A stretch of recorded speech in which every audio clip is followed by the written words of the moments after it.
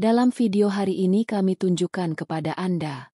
Aku akan menceritakan kepadamu kisah seorang istri yang tidak patuh. Siapa yang telah diturunkan azab yang pedih dari Allah Subhanahu wa Ta'ala? Seorang istri berbudi luhur yang tidak patuh pada suaminya. Oleh karena itu, saya meminta Anda pasti akan menonton seluruh videonya. Orang-orang yang menguburkan wanita itu. Ketika tiba-tiba aku menatap ke langit. Sangat terkejut melihatnya. Bahwa selembar kertas jatuh dan mendarat di kepala almarhum. Dia jatuh di kepala wanita yang sudah mati itu. Teman-teman, yang lidahnya tak lagi bisa mengucapkan kata-kata tidak tahu terima kasih. Lidah yang darinya kebohongan berhenti datang. Tidak ada doa yang diucapkan dari bahasa ini yang ditolak. Setiap doa kecil yang diucapkan dari lidah ini diterima. Jika suara itu masih ada dalam diri Anda, orang yang berteriak dan berkata, ini juga terlarang, itu juga terlarang, yang membuat Anda membedakan antara halal dan haram. Jika suara itu masih ada, jadi bersyukurlah kepada Allah Subhanahu wa Ta'ala, bahwa hatimu masih hidup. Terima kasih yang sebesar-besarnya kepada Allah Subhanahu wa Ta'ala, bahwa jantung belum mati. Kalau tidak, mereka yang hatinya sudah mati, kan? Pergilah dan tanyakan kepada mereka tentang orang-orang yang Anda sayangi dan sanak saudara. Mengubur mayat dengan tangan mereka sendiri. Angkat di pundak Anda. Mereka mengubur saudara laki-laki, saudara perempuan, anak perempuan, dan ayah mereka dengan tangan mereka sendiri. Namun mereka tidak belajar satu pelajaran pun. Mereka yang hatinya telah mati. Jadi bersyukurlah bahwa Allah Subhanahu wa Ta'ala telah menjaga hati kalian tetap hidup. Ada seorang wanita yang saleh dari Bani Israel. Dia adalah pahlawan yang hebat di hadapan orang banyak. Di hadapan manusia, dia adalah kekasih Allah Subhanahu wa Ta'ala. Namun di mata Allah, dia bukanlah seorang yang dicintai melainkan seorang yang ditolak. Hal ini tidak disukai di sisi Allah. Sebaliknya, ditolak. Namun masyarakat menganggapnya sebagai wanita yang sangat saleh. Pengikutnya berjuta-juta. Mereka taat beragama dan beriman. Yang biasa datang kepadanya untuk meminta doa. Waktu berlalu. Suatu hari, kehendak Tuhan pun terjadi. Matahari kehidupannya telah terbenam. Wanita ini sudah meninggal. Meninggalkan dunia fana ini. Para kerabat dan teman mulai menguburkannya. Mereka mulai menyerah pada debu. Mereka mulai menyerah pada tanah. Di hadapan para kerabat dan sahabat wanita terkasih ini, baringkan mayat di dalam kuburan. Tidur di dalam kuburan. Tiba-tiba mata orang-orang tertuju ke langit. Jadi orang-orang terkejut melihatnya. Bahwa sehelai daun akan jatuh dari langit. Dia jatuh di kepala wanita yang sudah mati itu. Sehelai daun jatuh dari langit. Dia jatuh di kepala wanita yang sudah mati itu. Ketika sanak saudara dan teman mengambil kertas itu sudah robek. Setelah membaca tulisan itu, tanah di bawah kaki orang-orang menghilang. Tanah runtuh di bawah kaki para penyembahnya. Ada kata-kata penyesalan di lidah setiap orang. Orang-orang telah membaca tulisannya. Itu tertulis di atasnya. Wanita jahat ini, wanita penuh dosa ini, jangan kubur aku di pemakaman ini. Jika Anda akan mengubur, begitu banyak orang mati tergeletak di dalam kuburan. Mereka akan mengutukmu, dan kutukan yang keluar dari mulut manusia. Keturunanmu akan ditinggalkan dalam reruntuhan. Jika Anda ingin terhindar dari kutukan pria, jadi ini karakter jahat dan berdosa.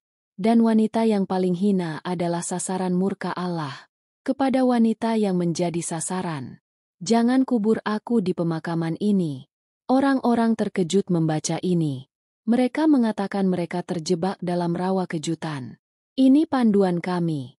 Kami adalah murid-muridnya. Ada jutaan penyembahnya. Sungguh suatu ibadah yang luar biasa. Orang saleh itu saleh. Tetapi ada sesuatu yang tertulis di sisi lain kertas itu juga. Sebaliknya, ketika orang membaca, jadi tertulis di atasnya. Itu yang ingin Anda ketahui. Dosa apa yang telah dilakukan wanita ini? Anda ingin tahu bahwa dia adalah seorang penyembah. Seorang penyembah. Kejahatan apa yang dilakukannya? Kesalahan apa yang telah dibuat? Kesalahan macam apa yang telah diperbuat? Bahwa kesalahan-kesalahan ini telah merusak seluruh ibadahnya. Tak satu pun sujudnya diterima. Hari ini telah menjadi pelajaran. Dan semua orang mati di kuburan. Mereka berdoa agar tidak menguburnya. Ya Tuhan, selamatkan kami dari wanita jahat ini. Jika dikubur di pemakaman kita, jadi hukuman apa yang akan dia terima? Jadi teriakannya akan terus mengganggu kita juga. Dia diberi hukuman di dalam kubur. Kita harus menderita. Kita harus menghadapi masalah. Semoga Allah menyelamatkan kita dari wanita jahat ini. Itu tertulis di kertas. Jika Anda ingin tahu ini. Jadi ada tabir yang tergeletak di dalam kuburan di ujung pemakaman ini. Makam di sudut terakhir pemakaman. Orang mati itu tergeletak dalam kuburan ini. Coba tanya saja padanya. Dia akan mengatakan kebenarannya kepada Anda. Dia akan memberitahukan kepadamu tentang kebenaran penyembah ini. Dia akan mengungkapnya. Mengapa demikian alasannya? Penghuni kuburan sedang dalam kesulitan. Sekarang orang-orang khawatir bahwa tidak seorang pun di antara kita memiliki kemampuan sebanyak itu, agar dia dapat berbicara kepada manusia. Tidak seorang pun di antara kita yang memiliki kekuatan sebesar itu. Tidak ada orang yang begitu saleh, agar aku dapat berbicara kepada manusia. Pahami perkataan manusia dan beritahu kami kebenarannya. Dosa apakah yang dilakukan wanita ini? Bahwa orang mati di kuburan sedang berdoa untuknya. Salah satu tetua memberi nasihat. Kami telah mendengar tentang para nabi di daerah ini dan itu. Bahwa mereka tahu cara berbicara dengan pria. Mereka berbicara kepada pria. Berbicara dengan pria.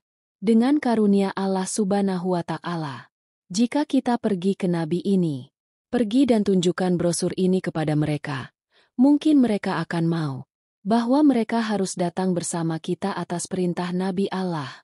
Dan beritahu kami fakta ini. Sekarang, ingatlah nasihat orang tua ini. Para kerabat meninggalkan almarhumah sendirian. Pergilah kepada Nabi Allah sendiri. Meninggalkan mayat begitu saja. Ini adalah wanita yang malang. Wanita yang malang. Dosa keji apa saja yang telah dilakukannya? Dosa-dosa yang menghancurkan seluruh kehidupan ibadahnya. Menjahit wanita yang sudah mati sendirian. Mereka berangkat untuk mencari Nabi Allah sendiri. Semua orang mencari Nabi Allah sepanjang hari. Teruslah mencari, mencari, dan mencari. Akhirnya, Nabi Allah telah ditemukan. Orang-orang meminta, "Wahai Nabi Allah, kami datang kepadamu dari jarak yang jauh. Kasihanilah kami. Bacalah makalah ini dan lakukan apapun yang Anda inginkan." Nabi Allah mengangkat selebaran yang berisi petunjuk itu. Itu tertulis di situ, bahwa wanita ini adalah seorang pendosa. Jangan kubur dia di pemakaman ini. Kalau dikubur ya seluruh kuburannya. Orang mati akan mengutukmu. Hidupmu juga akan hancur karena kutukan mereka. Kamu juga akan hancur. Generasi kalian juga akan musnah. Jadi jangan kubur wanita jahat ini di pemakaman ini. Orang-orang berkata, "Wahai Hazrat, dia adalah seorang penyembah Tuhan. Dia selalu mengucapkan, Allah Allah, sepanjang waktu. Dia berpuasa di siang hari. Dia begadang sepanjang malam. Dosa apa yang dilakukannya?" Ada tertulis di sisi lain kertas untuk mencari tahu. Jika Anda ingin mengetahui fakta ini, jadi ada kuburan di sudut terjauh pemakaman. Ia tergeletak mati di dalam. Jadi aku bisa menceritakan semuanya padamu. Bisakah Anda memberitahu saya tentang fakta ini? Wahai Nabi Allah, Anda mengerti bahasa manusia. Mari bicara dengan pria. Ayo ikut dengan kami. Mau kan? Tanyakan pada orang yang sudah meninggal ini dan beritahu kami. Dosa apakah yang dilakukan wanita ini? Nabi Allah pergi bersama orang-orang ini atas perintah Allah. Sambil berjalan mereka mencari kuburannya. Kita akhirnya akan mencapai kepala makam ini. Kuburan yang menjadi sasarannya ada di kertas. Makam yang namanya tertulis di kertas itu. Jadi kami tiba di makam ini. Nabi Allah sholat 2 rakaat. Lalu berdoa. Setelah berdoa, Rasulullah memerintahkan, "Wahai kamu yang terbaring di dalam kuburan, wahai orang mati, jawablah aku dengan perintah Allah." Kini, atas perintah Allah, orang yang sudah meninggal itu membalas salam kepada Nabi Allah. Kemudian dia berkata, "Tanyakan saja apa yang ingin ditanyakan Hazrat." Nabi Allah bertanya atas perintah Allah, "Katakan padaku siapa wanita mati ini." Karena itulah penghuni kubur berada dalam kesulitan. Itulah sebabnya orang mati di kuburan merasa khawatir. Bagaimana jika wanita ini dimakamkan di pemakaman kita? Maka dia akan mendapat hukuman yang pedih. Dan hukuman itu akan menyakiti kita juga. Kita akan punya masalah. Jadi tolong beritahu saya siapa wanita ini. Dan dosa apa yang telah dilakukannya? Bahwa dosa-dosanya membuat semua ibadahnya tidak ada artinya. Dia menjadikannya sasaran murka Allah. Dan Allah menjadikan wanita yang saleh ini sebagai pelajaran bagi manusia. Tuhan memberikan orang mati ini kekuatan untuk berbicara. Orang mati telah berbicara. Wahai Nabi Allah, jika kamu ingin mengetahui kebenaran, jadi ini kebenarannya. Wanita yang sudah mati itu, wanita yang melakukan pemujaan, adalah istriku. Saya suaminya. Dia istriku dan aku suaminya. Dia seorang penyembah berhala, berpuasa di siang hari. Dia begadang sepanjang malam. Dia sibuk beribadah sepanjang malam. Dia terus memuji Allah sepanjang malam. Namun dia seorang penyembah berhala, sedangkan aku seorang pendosa. Saya melakukan dosa demi dosa. Namun istriku seorang penyembah Tuhan. Saat aku berdosa, jadi istriku dulu mengejekku karena dosa-dosaku. Oh, suami yang jahat, penuh dosa, jahat, dan berwajah hitam. Telah ditemukan seorang istri yang saleh dan solehah. Sekalipun kamu berdosa, aku berdoa. Semoga Allah tidak memberikanku keberkahan untuk bersamamu di hari pembalasan. Sebagaimana Allah telah memberkatiku dengan adanya dirimu di dunia ini. Begitulah cara saya berdoa. Semoga Allah Subhanahu wa Ta'ala tidak menempatkanku bersama orang jahat sepertimu pada hari pembalasan. Ketika dia mengejekku karena dosa-dosaku, jadi saya merasakan sakit yang amat. Suatu hari, saya menangis dalam hati. Jadi saya bosan dengan ejekannya yang terus-menerus. Saya mengangkat kedua tangan dan memohon, "Ya Tuhanku yang baik hati, mulai hari ini aku bertobat dengan tulus."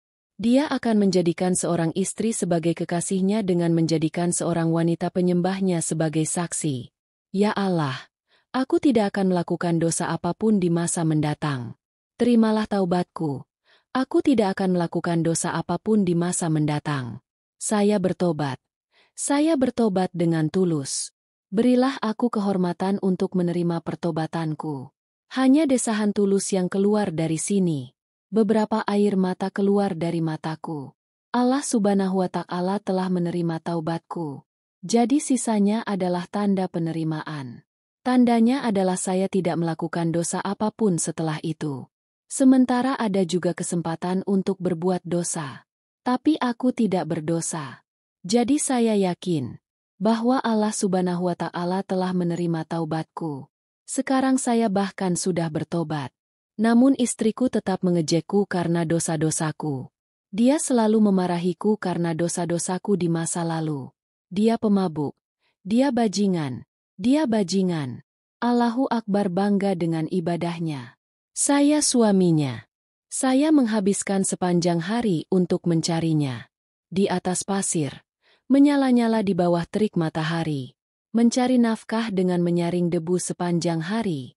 Semoga saya tidak menemukan apapun. Semoga istriku tercinta menemukan sesuatu untuk dimakan. Dulu dia mengayak debu seharian untuk mencari nafkah.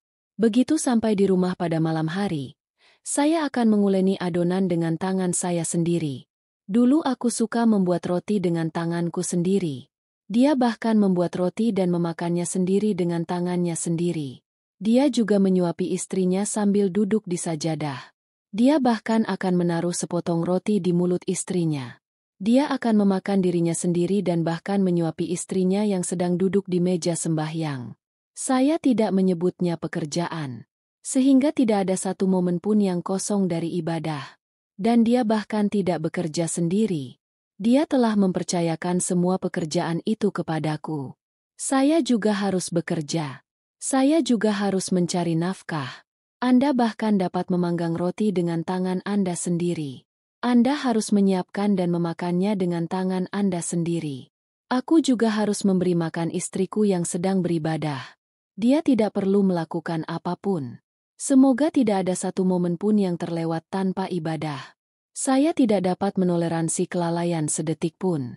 Istriku juga tidak tahan. Namun, jangan biarkan aku bersyukur ketika dia marah. Jadi mereka dulu menghukumku karena dosa-dosaku di masa lalu. Meskipun saya telah bertobat, Allah Subhanahu wa Ta'ala telah mengampuni semua dosaku. Namun, kapanpun dia marah, dia selalu mengejekku karena dosa-dosaku di masa lalu. Aku menunjukkan hatiku. Itu seperti menaburkan garam pada lukaku. Saya menangis sepanjang hari, dan dia juga terus mengatur penghidupan untuknya. Itulah sebabnya 5 kali sehari, mataku dipaksa menangis. Air mata darah mengalir dari mataku. Aku tidak tahan mendengar ejekan ini sambil menangis. Hatiku meledak. Aku kena serangan jantung. Dan aku mati. Dunia ini telah meninggalkan air. Saya berdoa sebelum saya meninggal. Ya Allah, pada hari kiamat, jika wanita penyembah MU ini masuk surga, jadi saya tidak akan masuk surga. Karena wanita malang ini telah berdoa sendiri bahwa aku tidak membutuhkan suamiku pada hari kiamat. Dengarkanlah, Allah Subhanahu wa Ta'ala telah menerima taubatku. Allah pun menerima doaku. Allah Subhanahu wa Ta'ala pun menerima doa jamaah yang ditolak tersebut. Dia berkata, semoga Allah tidak menginginkanku bersama orang berdosa ini pada hari kiamat. Aku tidak ingin bersama suami ini. Allah Subhanahu wa Ta'ala, atas karunia-Nya, telah menganugerahiku kehormatan untuk menerima taubatku. Dan Allah Subhanahu wa Ta'ala menerima taubatku. Sebagai balasan atas penerimaanku, Allah Subhanahu wa Ta'ala telah menganugerahiku kedudukan tinggi di surga. Allah Subhanahu wa Ta'ala pun mengabulkan doanya. Dia bilang aku tak mau ditemani dia. Allah juga mengatakan ini. Itulah saatnya kamu tidak ingin bersamanya. Jadi, kami akan terus menemani Anda. Tidak, tempat tinggalmu akan di neraka. Tempat tinggal suamimu akan berada di surga. Lalu mayat itu berkata, wahai Nabi Allah, betapa tidak tahu terima kasihnya wanita yang penuh penyembahan ini, betapa tidak tahu terima kasihnya suaminya, betapa lupanya kebaikan hatinya. Kesombongan di depan suaminya. Kesombongan dalam beribadah telah merusak seluruh ibadahnya. Ketika orang ini meninggal, yang ada di pangkuannya hanyalah dosa. Tidak ada satupun hal baik. Teman, kesombongan, garis keturunan, kekayaan, kecantikan, kemudaan, bahkan seorang penyembah. Kesombongan hanya akan menghancurkan dan meninggalkan seseorang dalam keadaan hancur. Itu terus menyebabkan manusia jatuh. Itu hanya membunuh seseorang dengan mempermalukannya. Oh, betapa tidak tahu terima kasihnya sang suami dan lupa akan kebaikan. Air mata mengalir dari mata sang suami. Rasa sakit yang ditimpakan kepada suaminya membuat semua ibadahnya menjadi sia-sia. Jadi pertama-tama, ucapkan terima kasih kepada orang-orang ini. Mereka yang telah berbuat baik padamu. Mereka yang menghujanimu dengan kebaikan. Semoga berkah senantiasa terlimpah atasmu. Baik itu ibu, ayah, istri, kakak laki-laki, siapapun. Pertama-tama, ucapkan terima kasih kepada orang-orang ini. Terima kasih kepada orang-orang ini. Mereka yang telah berbuat baik padamu. Setelah berterima kasih kepada orang-orang ini, bersyukurlah kepada Allah. Maka Allah Subhanahu wa Ta'ala akan sangat senang dengan rasa terima kasih kalian. Rasa syukur kepada Allah Subhanahu wa Ta'ala tidak akan diterima hingga saat itu. Sampai kamu menjadi bersyukur kepada hamba Allah Subhanahu wa Ta'ala. Para pelayan yang menunjukkan jalan lurus kepadamu. Para pelayan yang melimpahkan berkah kepadamu. Hujan berkah pun turun. Sampai Anda berterima kasih kepada mereka. Bahkan rasa syukur kepada Allah Subhanahu wa Ta'ala pun tidak dapat diterima. Betapa tidak tahu berterima kasihnya wanita ini. Allah Subhanahu wa Ta'ala menghukumnya. Jadi, alih-alih menguburnya di pemakaman ini, orang-orang mereka memutuskan untuk menguburkannya di tempat terpencil lainnya. Ketika kuburnya digali, jadi serangga, ular, dan kalajengking masuk ke dalam kubur. Saat dia dibaringkan di kuburan, maka seekor kalajengking pun langsung hinggap di lidah dan mulutnya. Ini adalah hukuman atas dosa-dosanya. Bahasa yang dia gunakan tidak berterima kasih. Semoga Allah Subhanahu wa Ta'ala menyelamatkan ikan dari bahasa ini. Hanya sikap tidak tahu terima kasih di lidahlah yang melemparkannya ke neraka hari ini. Semua ibadahnya sia-sia. Astagfirullah. Sahabat, saat-saat dalam kehidupan ini adalah berkah untuk kita semua. Lakukan sesuatu di momen ini. Kumpulkan sesuatu di momen ini. Bakarlah dalam hatimu untuk mengenang dan mencintai Tuhan di saat-saat tertentu. Aku tidak tahu. Jadi, entah Anda mendapat kesempatan atau tidak, janganlah memanfaatkan siapapun. Apa pendapat Anda tentang mengambil hak seseorang dan menyita harta seseorang? Semoga Anda dapat bernapas lega di alam baka. Anda akan bernapas lega. Dia adalah seorang pengemis, seorang hamba Tuhan, Darwis Malang Baba. Dia membawa selembar kain di bahunya. Akan pergi ke suatu tempat. Ada pencuri datang berlari dari sini. Dia melarikan diri dengan jubah orang Malang itu. Kini pencurinya lari membawa jubah itu. Dan tepat di sebelahnya ada sebuah kuburan. Apa yang dilakukan orang Malang itu? Dia berlari menuju kuburan. Pengemis itu berlari menuju kuburan. Pencurinya melarikan diri. Seseorang yang menonton berkata, "Baba, Anda juga punya cerita aneh." Bahwa pencurinya berlari ke arah sini sambil membawa jubah. Jadi mengapa dia berlari menuju kuburan dan tidak mengejar pencurinya? Bukannya mengejar pencuri, mereka malah berlari menuju kuburan. Mendengar ini, Babaji berkata, "Nak, biarkan pencuri itu sendiri. Itulah sebabnya aku berlari ke kuburan. Biarkan pencuri ini pergi kemanapun dia mau. Toh dia kan di alam kubur. Kapan dia akan ke alam kubur? Aku akan membuatnya membayar tagihanku." Akhirnya, saya berdoa kepada Allah Subhanahu wa Ta'ala. Semoga Allah Subhanahu wa Ta'ala memberikan kita kemampuan untuk melakukan perbuatan baik dan menghindari dosa.